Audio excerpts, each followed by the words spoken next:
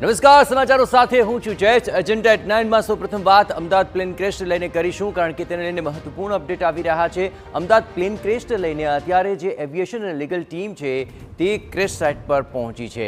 Ahmedabad plane crash દુર્ઘટનાને લઈને aviation અને legal expert Mike એન્ડ્રુઝે ઘટના સ્થળની મુલાકાત લીધી. ક્રેશ સાઇટ પર પહોંચ્યા અમેરિકન વકીલ માઇક એન્ડ્રુઝ. માઇક એન્ડ્રુઝે વિવિધ દ્રષ્ટિકોણથી પ્લેન ક્રેશ સાઇટનું નિરીક્ષણ કર્યું હતું. કાયદાકીય પ્રક્રિયા શરૂ થયા બાદ વકીલ પ્રથમ વખત ઘટના સ્થળની મુલાકાતે છે. પીડિત પરિવારોએ બોઈંગ કંપની સામે યુએસની ફેડરલ કોર્ટમાં અરજી પણ કરી છે અને તેને જ લઈને આ મુલાકાત અત્યંત મહત્વપૂર્ણ બની રહેશે. પીડિત પરિવારોએ જે અરજી કરી છે તેને લઈને આજની આ પ્લેન ક્રેશ સાઇટની મુલાકાત અત્યંત મહત્વપૂર્ણ રહેશે, કારણ કે વિવિધ દ્રષ્ટિકોણથી આ આખી પ્લેન ક્રેશ સાઇટને મૂલવવામાં આવી રહી છે. અને સાથોસાથ અમદાવાદ પ્લેન ક્રેશ દુર્ઘટનાને લઈને એવિએશન તેમજ લીગલ એક્સપર્ટ માઇક એન્ડ્રુઝ આ બંને ઘટના સ્થળે પહોંચ્યા હતા.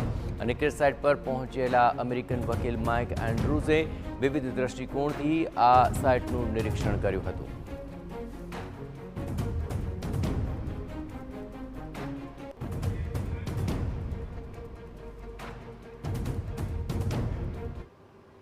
અને આખી કાયદાકીય પ્રક્રિયા પર વધુ વખતે વાત કરવા માટે જોડાઈ રહ્યા છે ટીવી 9 સંવાદદાતા રોનક વર્મા. રોનક, હાલ જોવા જઈએ તો કાયદાકીય પ્રક્રિયા શરૂ થઈ ચૂકી છે અને ત્યારે આ વકીલની મુલાકાત અને વિવિધ લીગલ એક્સપર્ટ્સ પણ ત્યાં હતા.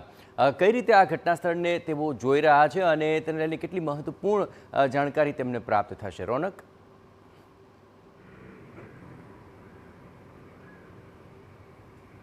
દેખો, કોઈ પણ જ્યારે દુર્ઘટના કે ઘટના થાય છે ત્યારથી લઈને જે પ્રાથમિક કામગીરી થઈ, પરંતુ આ જે કામગીરીમાં જે તપાસ સંસ્થા અને તપાસ સંસ્થાએ કેટલી તપાસ કરી અને તે કેટલી વિશ્વસનીય છે તેના પર તો એક સવાલ ઉઠતા હોય છે. પરંતુ વાત જ્યારે અમદાવાદ પ્લેન ક્રેશની છે ત્યારે તે બોઈંગ કંપની ઉપર અનેક સવાલ ઊભા થઈ રહ્યા છે અને આ જ સવાલોના કારણે તેને અમેરિકાની ફેડરલ કોર્ટમાં લઈ જવામાં આવ્યો છે. સમગ્ર કેસ શરૂ થઈ ચૂક્યો છે અને આ ઘટનામાં 80થી વધારે જે પરિવારો છે તે આ તમામ કાયદાકીય પ્રક્રિયામાં જોડાયા છે.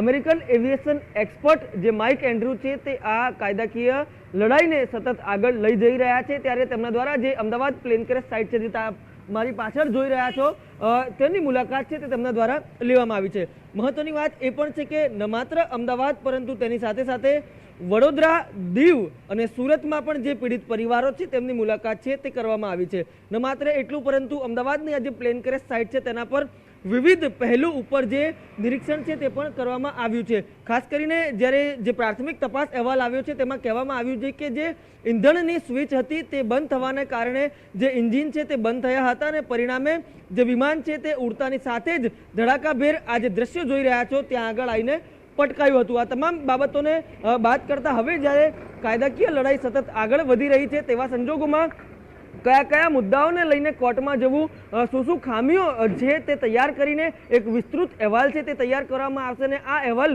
તૈયાર કરવાની કામગીરી છે તે માઇક એન્ડ્રુ કે જે એવિએશન એક્સપર્ટ છે, લીગલ જાણકાર છે, તેમના દ્વારા તૈયાર કરવામાં આવી રહી છે અને આ તમામ બાબતોને લઈને એક રિપોર્ટ તૈયાર કરવામાં આવશે અને સમગ્ર મામલો છે તે કોર્ટ સુધી પહોંચાડવામાં આવશે. બિલકુલ રોનક, ખાસ કરીને જો કાયદાકીય પ્રક્રિયાની જ વાત કરવામાં આવે તો આખરે અમેરિકન વકીલનું અહીં આવવું અને તેને લઈને આખરે બોઈંગ સામે જે અરજી કરવામાં આવી છે તેની અંદર આ ફાઇન્ડિંગ્સ કેટલા મહત્વપૂર્ણ સાબિત થશે?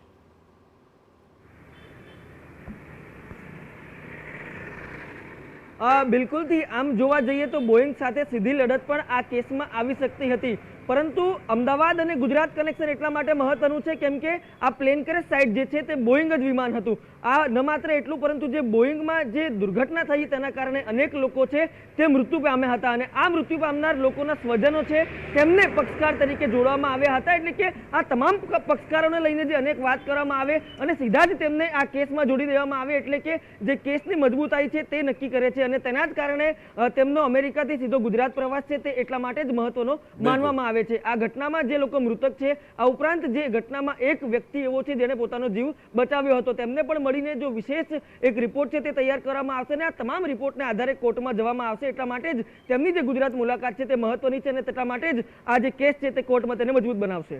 બિલકુલ રોનક, તમામ ગતિવિધિઓ પર આપ નજર રાખતા રહેજો. તો કાયદાકીય પ્રક્રિયા બાદની આ પહેલી માઇક એન્ડ્રુસની મુલાકાત છે અને એ વિવિધ દ્રષ્ટિકોણથી જે આખી ઘટનાને જોઈ રહ્યા છે અને તેના જે કંઈ પણ ફાઇન્ડિંગ્સ હશે તે આગામી કેસને લઈને અત્યંત મહત્વપૂર્ણ રહેશે. આ ઉપરાંત પીડિત પરિવારોએ જે અરજી કરી છે તેને પણ એક મોટું બળ મળી રહેશે. અમદાવાદ પ્લેન ક્રેશ દુર્ઘટનામાં જે લોકો માર્યા ગયા છે તેમના પીડિતોએ જે અરજી કરી છે તેને લઈને પણ આ ઘટના સ્થળની મુલાકાત અત્યંત મહત્વપૂર્ણ સાબિત થઈ શકે છે.